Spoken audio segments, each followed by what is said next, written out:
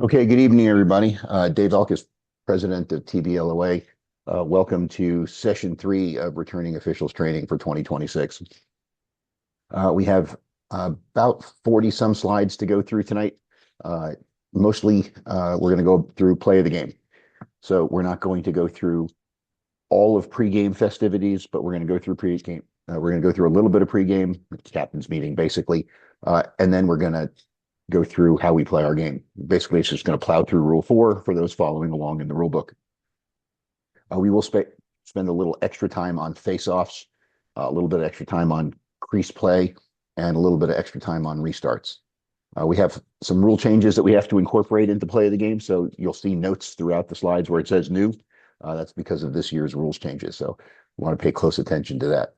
Just a reminder, your TBLOA training committee stands ready to answer questions as you go through this year's retraining and recertification. So if you have issues, please reach out to one of the 8 of us. We'll be happy to help you along.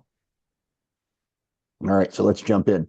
Assuming that your crew has already gone out and had their meetings with coaches and certified your coaches before the game, we've got to have a captain's meeting. And the referee is going to speak to the captains. So before that happens, umpire in a 3-person game, you're going to go and you're going to collect the captains from the home team. Field judge, you're going to go collect the captains from the visiting team. Umpire should head out with his captains first, and the home team captains face the table. Visiting team captains face away from the table. Okay. Captain's going to ask, referee's going to ask the captains to introduce themselves to each other, explain any silly rules about the facility, like, hey, there's a drain right next to the cone at midfield. When you're running over there, be careful, that kind of stuff.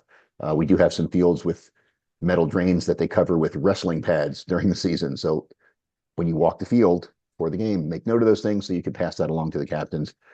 Home team's going to know. Visiting team needs to make sure that they notify all their players of that sort of stuff. All right. Then the captain's going to pull out a coin. Show the coin to both teams. Which side is which? He's going to flip the coin and catch it without turning it over after it is caught. And if the coin hits the ground, it will be flipped again. Football, we let the coin hit the ground. In lacrosse, we catch the coin. And we don't flip it over on our hand. We just catch it and display it. We ask the visiting captain to call the toss. You can do heads, tails. You've got a special coin that's got stuff on either side. If you're using the TBLOA coin, for example, I always say logo or sticks, just so that it's clear and we don't have to worry about which side was heads or tails. It's logo and sticks, and they pick one of those two. Visiting captain will give you his choice, and the umpire's job is to repeat the choice. So whatever the captain says, the umpire repeats it so that everybody's on the same page. Then the referee tosses a coin. That one's interesting. It flipped but didn't flip.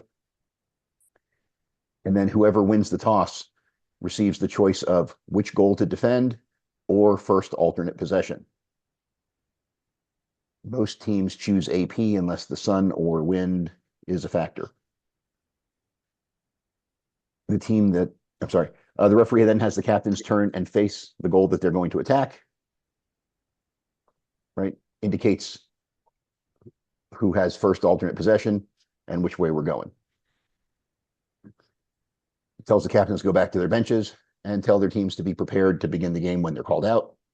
To remind them that when they take the field, that they should line up so that their goalkeeper is positioned so that his left shoulder is closest to the goal that he's defending. Right? Everybody else lines up from there. Defense next to the goalkeeper, middies next to them, attack with their right shoulder to the goal that they're attacking. How does that actually work? We'll be out on the field. Referee chooses on which side he will stand. There is no hard and fast rule. Each crew chief has their own way that they choose. Some guys like to stare at the scoreboard. Some guys like to have their back to the scoreboard. Personally, I always stand opposite where I will start the first faceoff, so that the field judge has the shorter run when they're going to their spot. As the teams come out, the field judge and the umpire instruct the teams to line up on them. Again, one of these teams in practice will be white. I didn't put them in white on the slide because I did not want you to say, oh, white's always on the one side or white's always on the other, right? So whichever way they elected during the coin toss is how they line up. In this case, blue is going to be defending the goal to the left of the screen, and red is going to be defending the goal to the right of the screen. Teams go to their spots, and then we take our spots.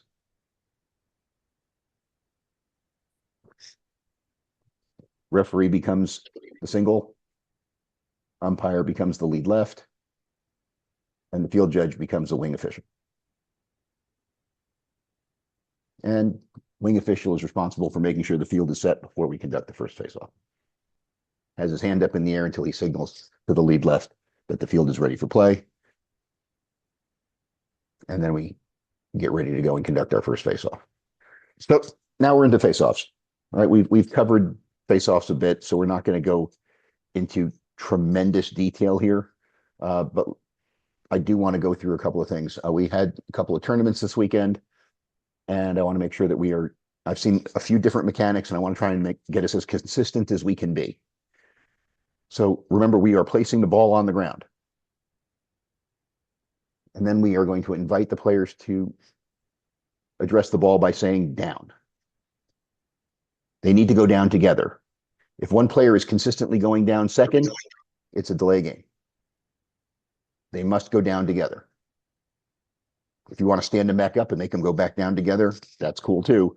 But if it's consistent that one player is constantly going down late, it's a violation, and we're giving the ball to the opponent. You do that one time, he's probably going to figure it out and get down there on time. Once the players are down, you want to make sure that they're lined up top to stop. If you need to adjust them, use verbal commands. Try not to adjust the sticks physically unless they're just not paying attention and it's early and you feel like a physical correction would be necessary here. Once their players are lined up correctly, say set, pause, and then blow the whistle. Do not swistle these kids.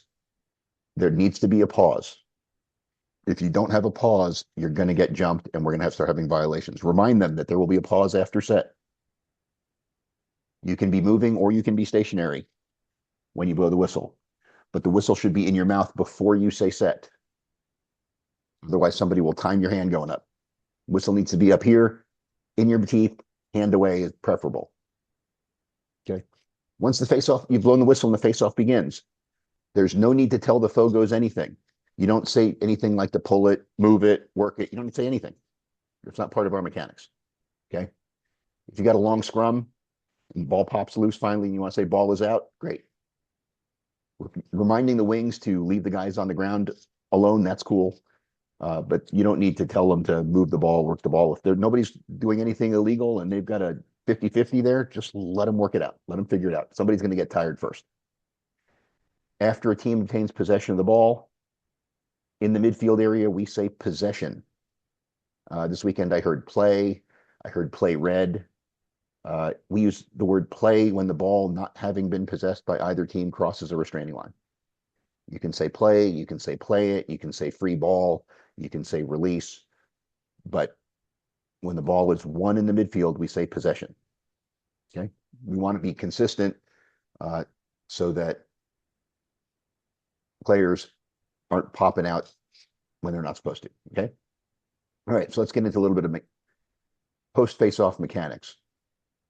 In a two-man game, and we still have plenty of two-man games going on, let's remember that if the direction of play goes to the face-off official side and the face-off official is far side, we're going to banana to get to the lead.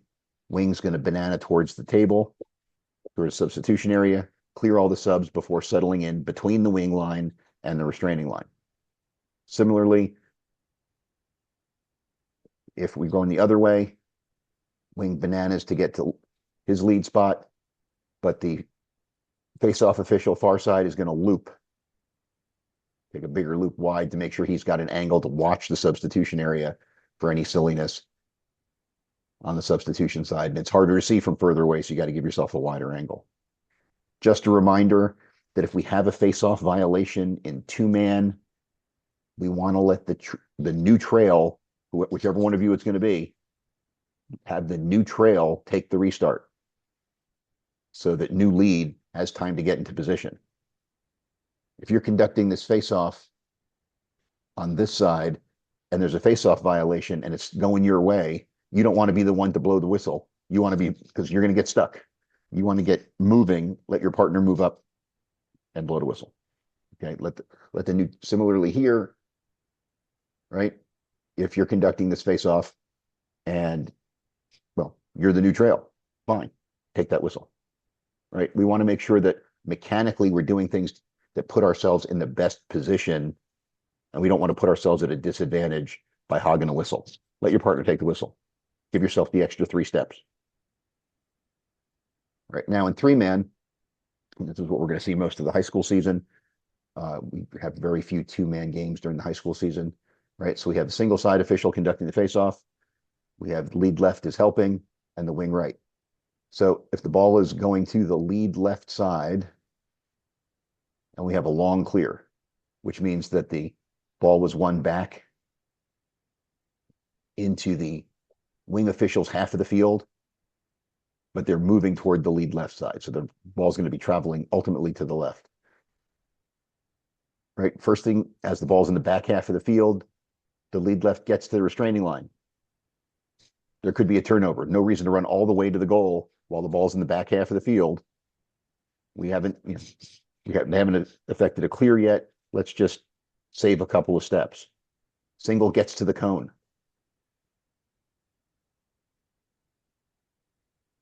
As the ball starts moving, the ball crosses the midfield line, lead gets into position, single leaves the cone only when the ball crosses his face. Trail gets to the back of the substitution area so he can watch all the subs. As all the subs are finished, trail settles in below the wing line. Right? In three-man, if we have a face-off violation, single should take the restart. This way we can give the offended team a quick restart when it's warranted, right? Gives new lead a chance to get down to GLE. New trail can make sure that the restraining lines are frozen. We have a no release because we had a face-off violation. We don't have a release until the whistle, right? Trail can watch the restraining lines and then get over to the substitution area, right? And if we're going the other way, we're going the same way, but this is more of a slow break instead of a clear. Conducts the face-off. Oh, they're going quick. Single doesn't have a chance to get to the cone. He's just got to go because the ball's already crossed midfield. Just got to go. Trail's still going to come back to the back of the back of the substitution area, wait for the subs to clear before he settles in. All right, let's watch that one more time because I boogered it up a little bit. There we go.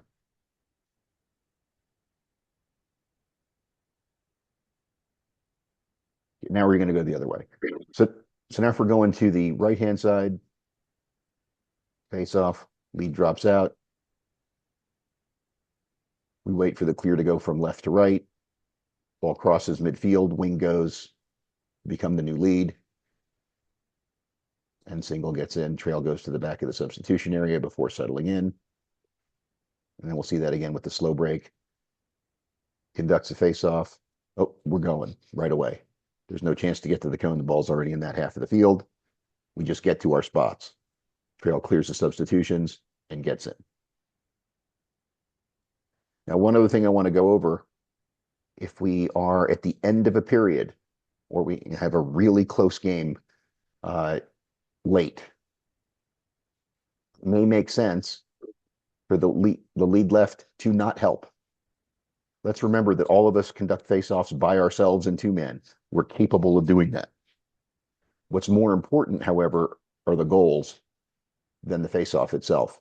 So if we have that situation, we want our other two officials to position themselves here and here so they have an easier time of getting to their goal on whichever team wins the face-off, right? So single's going to conduct that face-off by himself. with the lead left and wing right positioned on the restraint at the corners of the restraining line at the corner of the box down here. Whichever way the ball goes, whether it goes to the right or goes to the left, your new lead is in a much better position to get to the goal if we have a bang-bang play coming off the face-off at the end of the period. You want to be positioned. You want to know if it goes in, and you want help from your single to know that the ball was released before or after the horn. Remember the mechanic, if we have a shot at a buzzer beater, if the shot is released before the horn, single, just point towards the goal. That means it's a good shot. Lead, the ball goes in and the horn sound, the horn sounds, ball goes in, blow your whistle, look at single. Single's either going to be doing this, no shot, and whistling, or just pointing. If he's just pointing, we have a good shot, and you can rule on the validity of the goal. All right. Do we have any questions about face-offs? My chat's not up, so we've got something in the chat here. Okay. Sorry, not a question. Very good. All right, let's move on. Anything you want to add, Steve, Mike? Nope. All right, cool. All right, next up, we have definitions. All right, what is possession? We talked about signaling possession on a face-off. Possession is the ability to either carry, cradle, pass, or shoot. If you can't do one of those four things, you don't have possession of the ball. So if you clamp the ball, goalie clamps the ball, you don't have possession. That player is not in possession of the ball by having it clamped on the ground. That is not considered possession. So when the goalie has the ball clamped outside the crease, he does not have the ball in his possession. His stick outside the cylinder is checkable because he is not in possession of the ball. Similarly, if the ball is not in possession, then the ball is considered to be loose. Any ball in the air is considered a loose ball, whether it's on a pass or a shot. While the ball is in the air, it is considered a loose ball. So I said a ball in the air, pass or shot. Well, what is a shot? Well, that means that it was propelled towards the goal by the offensive team. For it to be valid, it has to be at or above the goal line extended. And it can come from the cross. It can be kicked. I guess if somebody was a soccer buddy and wanted to head it with his helmet, that would be legal if he directed it towards the goal. Can't direct it with his gloved hand. That's not wrapped around his stick. So he can't use his free hand to bat it. But otherwise, if it is legally directed towards the goal, it is considered a shot. And the most important one here is the airborne player. Lacrosse has this philosophy of you are where you were. So an airborne player is considered to be where he was last in touch with the ground. So is that player inbounds or out of bounds? If he leaps from inbounds and saves it, or has it in his stick and throws a pass while he's in the air, but over the out of bounds area, having not touched it, he is still considered an inbounds player till he touches something out of bounds. So when you see players diving after shots, going out of bounds, the player is where he was, where he last was in touch with the ground until he touches the ground again. He dives 3 yards. Well, if the ball goes out of bounds while he's in the air, he's where he left the ground, not where he was when the ball went out of bounds. I encourage players all the time to not dive and just run.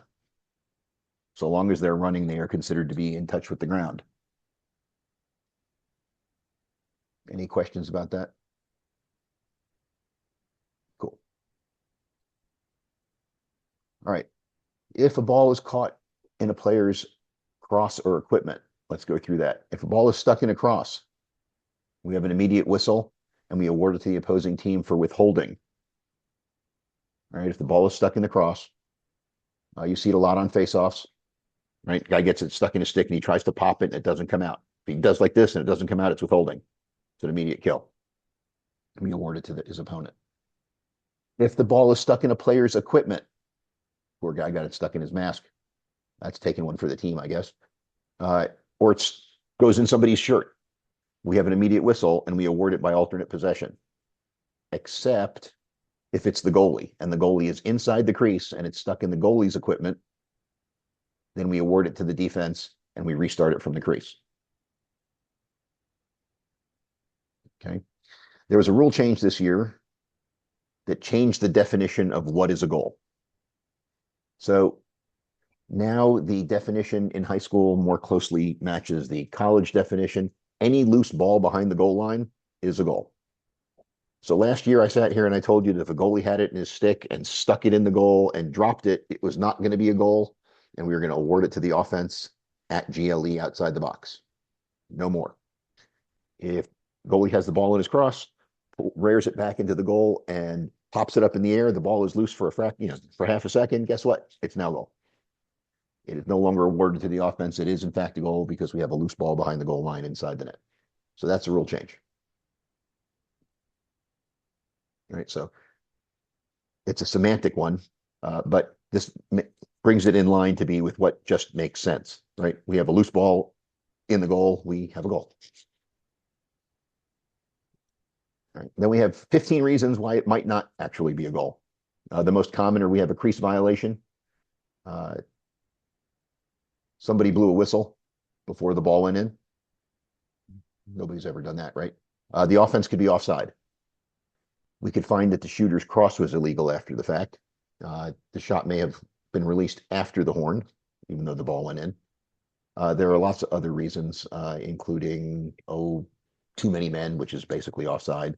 If the head comes off the shooter's stick while the ball's in flight, if there was a flag down or a play on against the scoring team.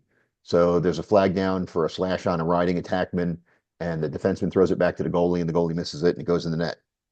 That would kill the play, but would not score. Would not be a goal.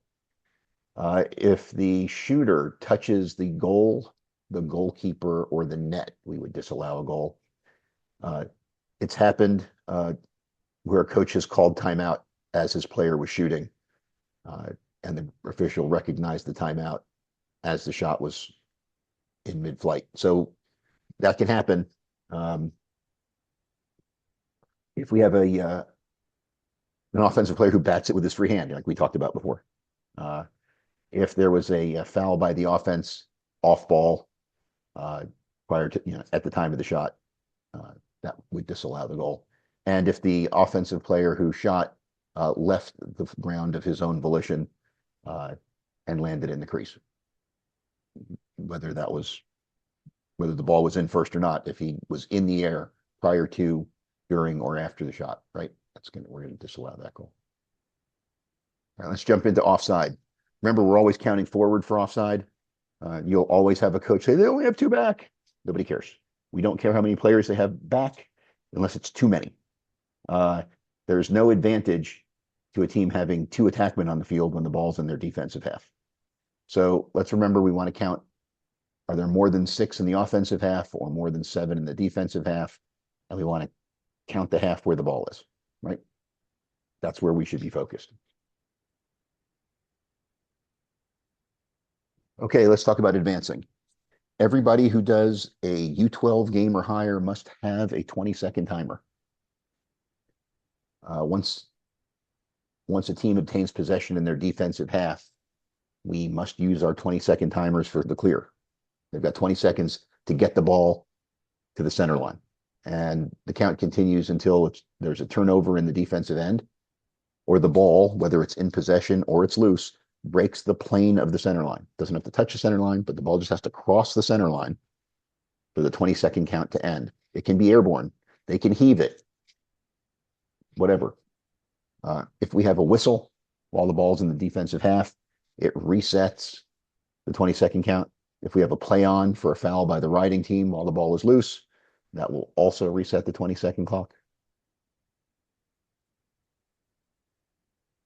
Once the ball crosses midfield, now we have to start thinking about our 10-second count. So a team has 10 seconds to bring the ball into the goal area when they've crossed the center line with possession. Ball crossed the center line without possession, we don't have a 10 count.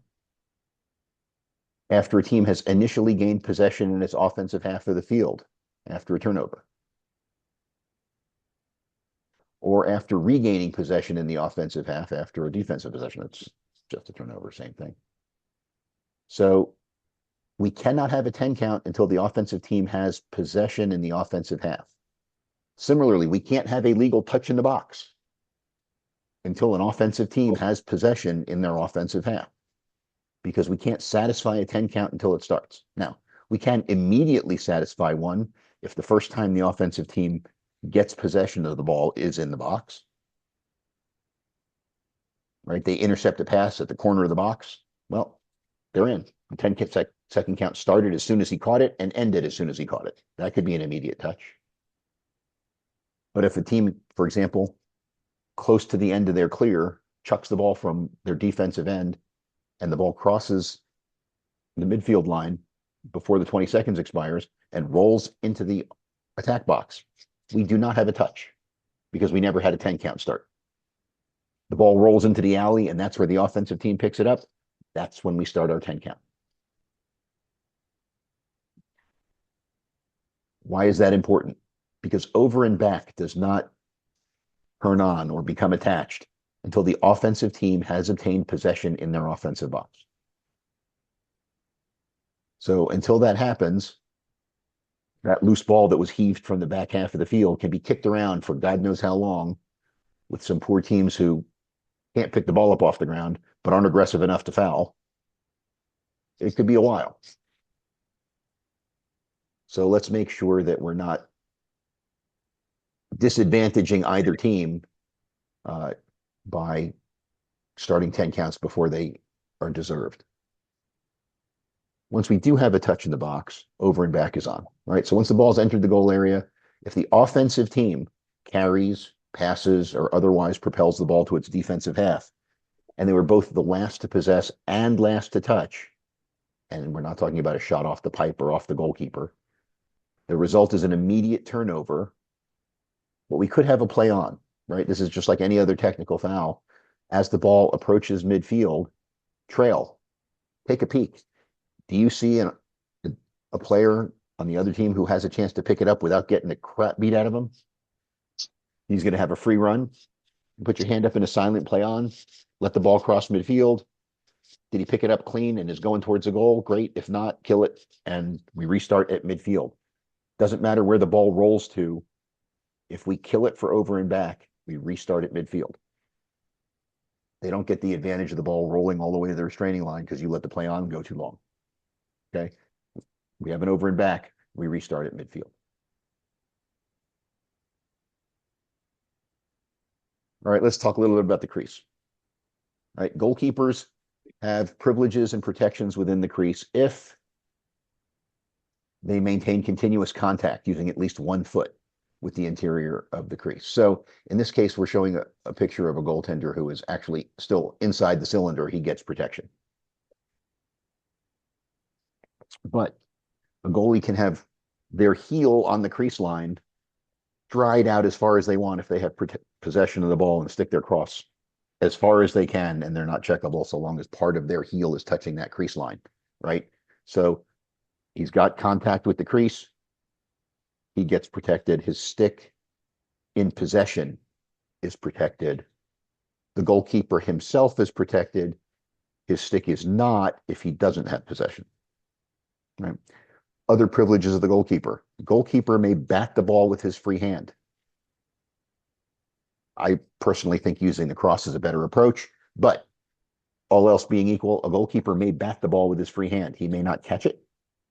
He may not pick it up, but he can bat it with his free hand. Let's see if I missed any of the... Right now, if a non-goalkeeper is in the crease, if a defenseman is in the crease, he's checkable. He does not get the protection of a goalkeeper.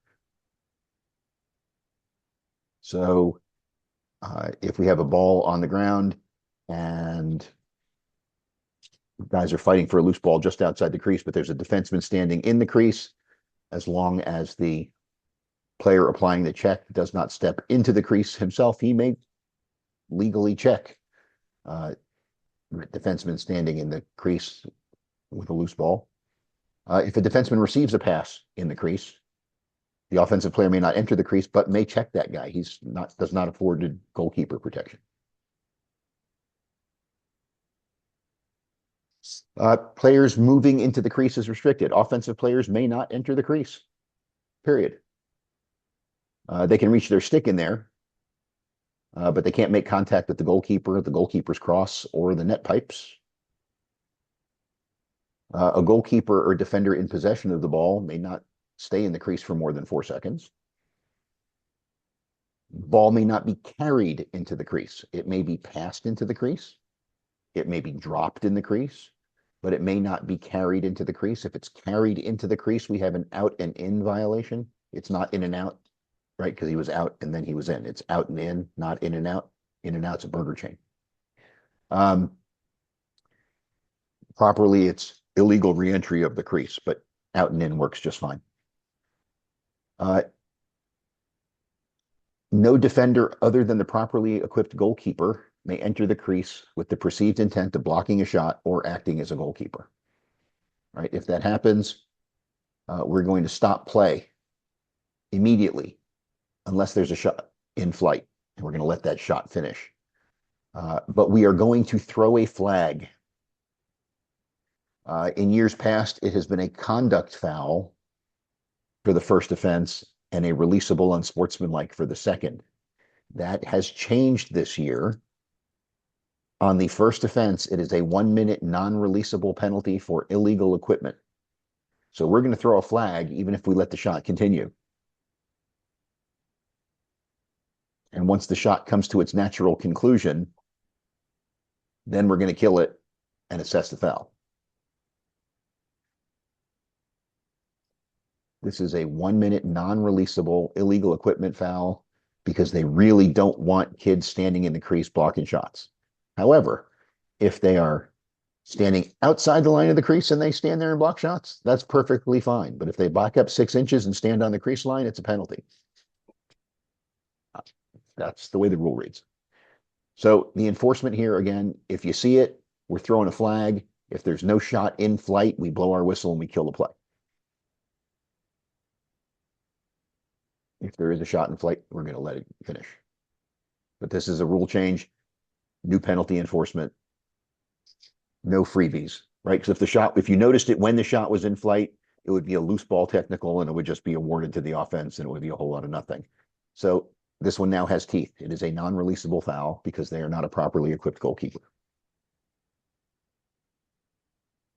All right, crease violations. Offense can't physically touch the crease. The cross doesn't count, right? So feet, hands, body, right?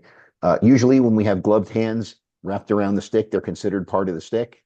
However, they are not considered part of the stick when they touch a boundary line. So a player whose hands touch an out of bounds line would be out of bounds. Similarly, in this case, a player who touches the crease with his gloves, even if they're wrapped around the stick, is considered to be in the crease.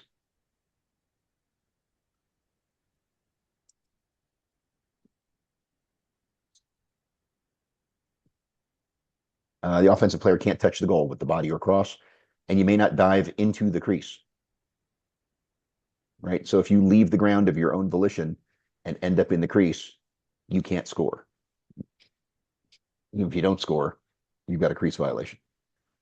If you are illegally checked into the crease, right? If we have an illegal check into the crease, the act of the offensive player going into the crease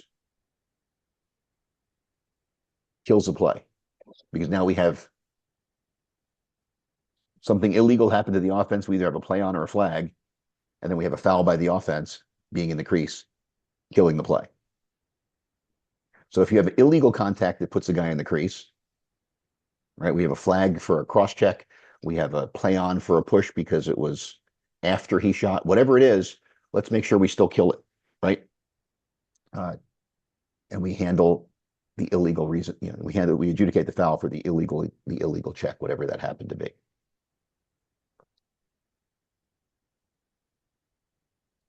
All right, so crease mechanics, officials, if you are properly positioned and the player in possession is moving toward you, right? Watch his feet. You'll see his feet go into the crease or not. If that player is moving away from you, then watch the back for a push, cross check, illegal body check, trip, right? You're gonna be watching the backside of the player, and your partner's got feet for crease.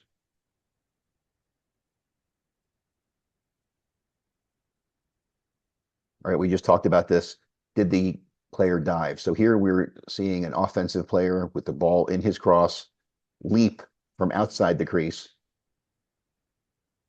And more than likely, he's going to land in the crease in this photo. So if a player becomes airborne of his own volition prior to, during, or after the shot, and he lands in the crease, that goal is going to be disallowed. If there's no goal, it's just a crease violation. But if the ball goes in the net and the shooter is in the crease, we're not going to have a goal. This is a hard play to adjudicate in a two-man game. It's a lot easier in a three-man game. You have this type of play, lead, ball goes in the net, blow your whistle, but do not signal goal until you've checked with single. Get together. See what's going on, right? If ball's coming at you, you've watched feet, you don't have a crease violation right away, you're watching the ball go in the net, your partner will tell you if you left the ground. Make sure we all agree, yep, good goal, then go up with signal, right? Single, you should be coming in with a nod that it's good, thumbs up on your chest, some signal to your partner. Talk about this in pregame. What are we going to use to communicate so that we know on a bang bang play, yeah, it's good, right? We want to make sure that we are consistent and we are communicating. So discuss it in pregame. We don't want lead going up with his hands for a goal. Meanwhile, singles coming in, no, no, no, no, I got a crease violation. That looks bad, right? If we wait just a half a beat for single to be coming in, no, no, no, big, no goal, I got a crease violation, right? We're not contradicting each other. All right, let's spend a little bit of time talking about restarts because we have some changes here too. We have our slow traditional restarts, right? Coming out of a timeout after a time serving foul. If we have a loose ball technical on the defense in the goal area, that's not a quick restart, right? We got to move the ball out to the alley. If we're within 5 yards of the special substitution area, right? So if we're at the substitution area or on either 5 yards of either side of it, right? It's a slow restart. We're going to move the ball in 5 yards from the sideline. Otherwise, we're going to have a quick restart. New this year, we are not waiting 5 seconds for a goalie. There is no more 5-second wait for a goalkeeper to get back into his crease. If we are otherwise ready to restart, we are ready to restart. Goalkeeper leaves his crease of his, at his own peril. This makes it more consistent with the way we treat the goalkeeper when he's out of the crease. He is just a field player. So he's out of the crease. He's a field player. He doesn't get 5 seconds to get back in. So this is a new change. We don't have 5 on the goalie anymore. Right. We talked about this already. Restarts in the confines of the table area or within 5 yards of either side. We're going to move it in 5 yards from the sideline. Whereas normally we start 1 yard from the sideline. We're going to start 5 yards away to make sure that anybody in the substitution area is at least 5 yards away. Right. That helps. Make sure guys don't come out of the box and clobber people.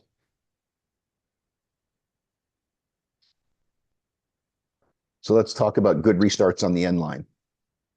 All right, so we know that when we have a quick restart, in order for us to have a quick restart, there have to be no offensive players within 5 yards of the ball carrier rather. And the defensive player either has to be over 5 yards away, or if he's within 5 yards, has to give a clear path to the goal and must establish a 5-yard separation before playing the offensive player. So here we have the offensive player in orange, the defensive player in black. He's clearly within 5 yards on a restart at the end line. On the whistle, he steps out of the way, allows a 5-yard separation, and hopes his crease defenseman helps him out. Okay, let's watch that again. He just gets out of the way, gives a clear path, and then recovers. That's a good restart on the end line. Bad restart on the end line. Never gave a 5-yard separation, never gave a clear path to the goal, kept getting in the way. This is be a flag down for illegal procedure. It's no longer a delay of game. It's now illegal procedure in high school for failing to yield 5 yards on the restart. The other place you see it a lot is at midfield, following it over and back, or a restart after a faceoff violation. Right. Player picks up the ball, holds the stick, he wants to go. There's a defender right on top of him. Trail blows the whistle here in a two-man game. Defender got out of the way, allowed the 5-yard separation, came back into play. That's good. All right, let's watch that again. 5-yard separation, gets back in, plays the guy. Good. Here, he yields the 5-yard separation, but never gave a clear path to the goal. Did you see that? Let's watch that one more time. He separates, but never gave him a clear path to the goal. He stayed in the way the whole time. Right? If he starts 5 yards away, he never has to yield a clear path. But if he's within 5 yards, he has to both generate a 5-yard separation and provide a clear path. And he didn't do that here. So here again, once they engage, we have a flag down for illegal procedure. In this case, it's a bad restart for failing to yield a clear path. All right, let's move on from there. I don't see any questions in the chat. Steve, Mike, anything you want to add here? Nope, all good. Cool. All right. Next up, we're going to stop play immediately for injury to a player who is in the scrimmage area. Right. So if a player appears injured and he's in the scrimmage area, which is defined as 5 yards around a loose ball or 5 yards around the players around the loose ball, 5 yards around the player in possession of the ball. So if we see a player who looks like he's got a really gross injury, leg going the wrong way, severe bleeding, well, that we might stop immediately, right? If the player's at risk of further injury, because even though he may not be in this scrimmage area, he might be down right in front of the net.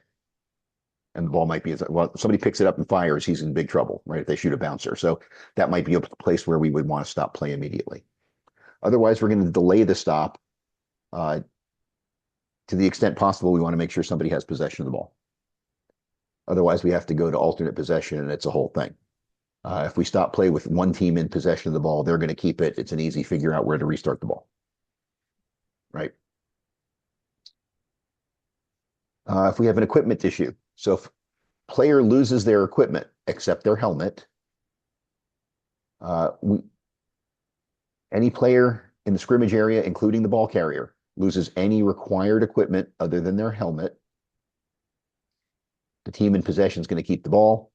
If it's a loose ball, we go to AP, assuming the ball is not loose in the crease. Right? If somebody loses their chin strap, it is not the same as losing their helmet. Chin strap comes undone, we stop play, we make them fix it. Mouth guard falls out, it's dangling, came out as a result of play. We're going to stop play, we're going to let them fix it.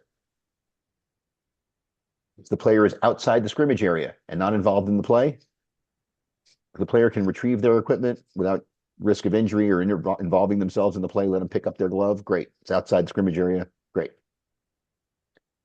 If a goalie, while he is in the crease, breaks his stick, some other piece of equipment gets broken, we are going to stop play immediately. If he drops his stick, we're going to just let him pick it up. We're not stopping play for that. Otherwise, goalies would be dropping sticks all day just to get stoppages. Okay. What is new, however, this year is a change to the loss of helmet rule. So just like last year, if a player loses their helmet, we have an immediate whistle. The difference is this year, the player who lost their helmet is charged with a technical foul for illegal procedure because the helmet should not come off if it was being worn properly. That player is also considered an injured player and may not return until the next dead ball, even if a time-serving foul has expired. So if I am a defensive player and I level what is a legal check, but my lid pops off, we have a flag down for my helmet coming off, and we have an immediate stoppage because the other team had possession of the ball. I have to go serve a 30-second illegal procedure penalty, and I can't return until both my penalty has expired and there has been a stoppage of play. If there was a stoppage of play during my penalty, then I'm eligible to return when my penalty expires. But if play has continued for all 30 seconds without any whistles, when my penalty expires, I can't re-enter the field. I have to go to my bench and somebody else has to release for me. Do we have any questions about that?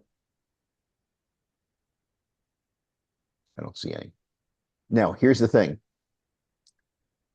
If the loss of helmet is the result of illegal contact, that player cannot serve time, right? Because the technical foul for the illegal, for losing the helmet would just effectively be a foul on the offended team. And it would be a technical, so it would get wiped out. What we have is, and usually we'll see it on the offensive player who gets popped and his lid comes off. Usually it is the result of illegal contact. So if you process the whole thing, what came first?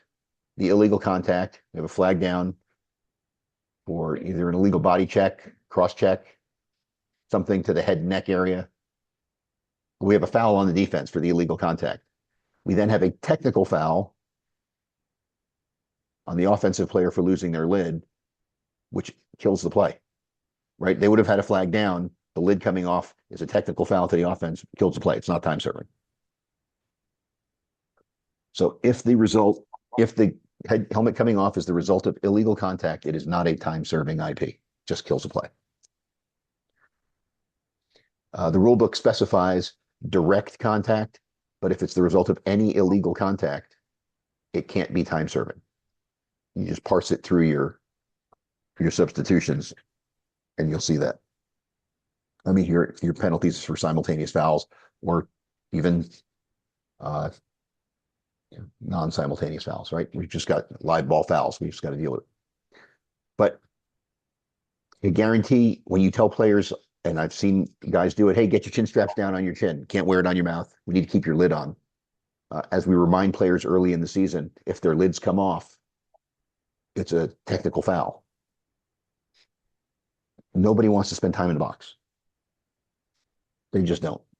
And I think the rules committee is hoping that this finally gets kids to wear their helmets properly. I think I've beaten that horse to death. Let's move on.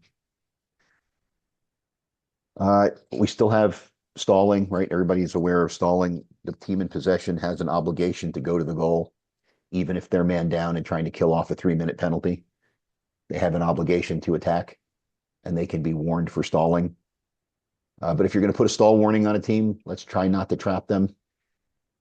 Don't say get it in or keep it in when they're standing in the corner of the box, unless they've been warned that it's coming because we're approaching the 2-minute period, right? If we've got a situation where we're going to have an automatic stall at 2 minutes, as we get to 2:30, 2:15, you want to warn the coach, warn the offensive team that they're going to have to keep it in at 2 minutes so that they're all aware that it's coming. Now, if it's the middle of the game and you've got a team taking the air out of the ball, try and put the stall warning on while they have the ball at X, right? While they got the ball behind the net, that's a great place to put the stall warning on. If they're keeping the ball up above the restraining line, trying to stay way outside, that's a fine place to put tell them to get it in and keep it in from there. We really don't want to trap them, right? So we don't want to play gotcha with it. We just want them to go attack the goal.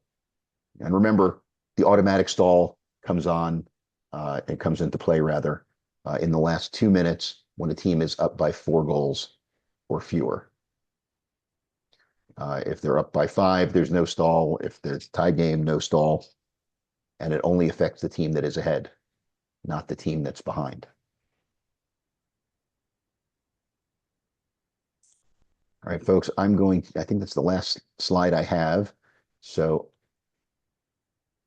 I want to give you all the opportunity to unmute yourselves and ask any questions that you might have that we didn't get to during the course of the presentation that we might have missed in the chat. So I'm going to stop the screen share so I can see everybody's smiling face here in the Rogues Gallery. If you have a question, feel free to unmute yourself and ask. David Rosario. Hey, Gil. If you are unable to attend the first two, and I see you're recording it, is there a way of me looking at the previous 2 sessions? All of our recordings get posted to our YouTube channel, at TBLOA is the name of the channel. And so if you subscribe to the channel, every time we post a new video, you'll get an email that it's up there. Okay, You thank can you. watch them from there. Hey, Somebody Dave. is, before we ask your question, sir, somebody Yes. is logged in as iPhone 454. We don't know who you are, so we can't give you credit for attending. Similarly, somebody's in as Jax 16. Okay, please ask your question. Yes, I bring this up every year, and I talk during the pregame almost every game, emphasizing the idea that for the face-off, the person doing the face-off should be talking to the face-off guys and looking at his assister. The assister should be looking at the field judge. The field judge is the one who's scanning the field and signaling when the field is ready. If the other guys are standing there looking around, it shows they don't trust their field judge. So everybody should do their jobs. That's a reasonable suggestion. So as Doug points out, the field judge is responsible for setting the field. He signals to the helper signals to the face-off official that we're ready to go. So the face-off official should be looking at the lead left should be looking at the wing right, which is the field judge on the opening face-off. Hey Dave. Sir, In regards to acting as a goalkeeper for a shot, are yes, we sir. looking for him to try to be blocking the net, or if he's off to the side of the net and catches it with the head of his stick, like he made a play on it If he's with his, standing in the crease trying to block shots, whether it's with his body or his stick, if he's standing in the crease trying to block shots, he's acting like a goalkeeper. so the other week I had a defender like running across the crease. He wasn't standing in the crease trying to act as the goalie. He was a defenseman that ran across the crease and caught it. When he caught the ball, was he in the crease? Like, yeah, Well, probably like a foot, 1 foot in and then another foot off the ground. with his cross in front of the net trying to snag the ball on a shot. Yeah, but he took it right out of the air. Like, Was he blocking? So by definition, he was in the crease and blocking a shot. sure, That would be acting as a goalkeeper. acting as, All all right, right. If he does that outside the crease, it's perfectly legal. But if you do it 6 inches the wrong side of that line, right? 6 inches and you're serving a minute now. Instead all of right, just appreciate that one. Yep. Dave, I got a question. Shoot, Dave.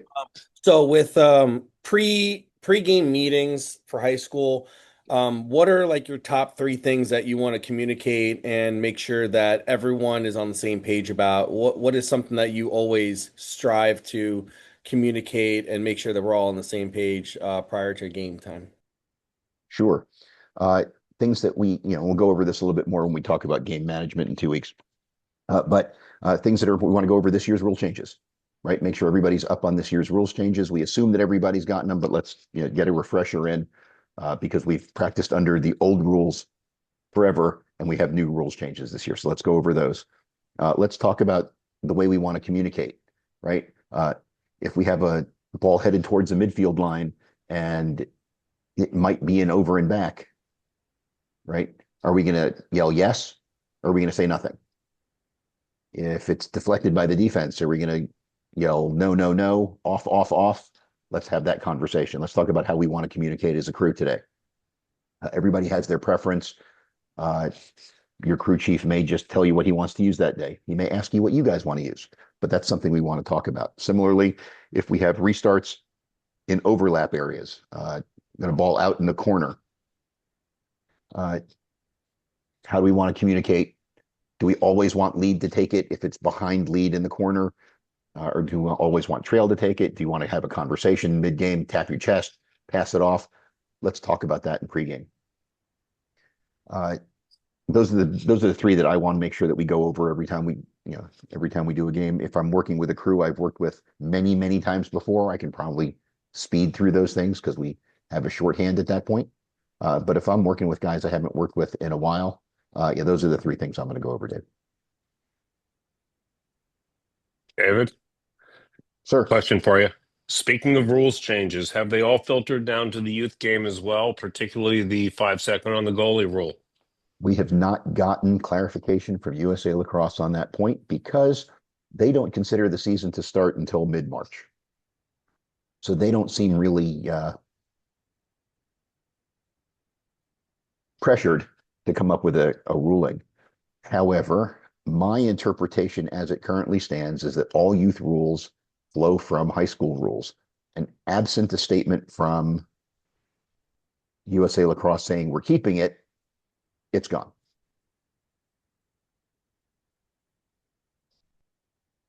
Right? If all of the U14 and down modifications start with the high school rulebook, then there's nothing that says otherwise.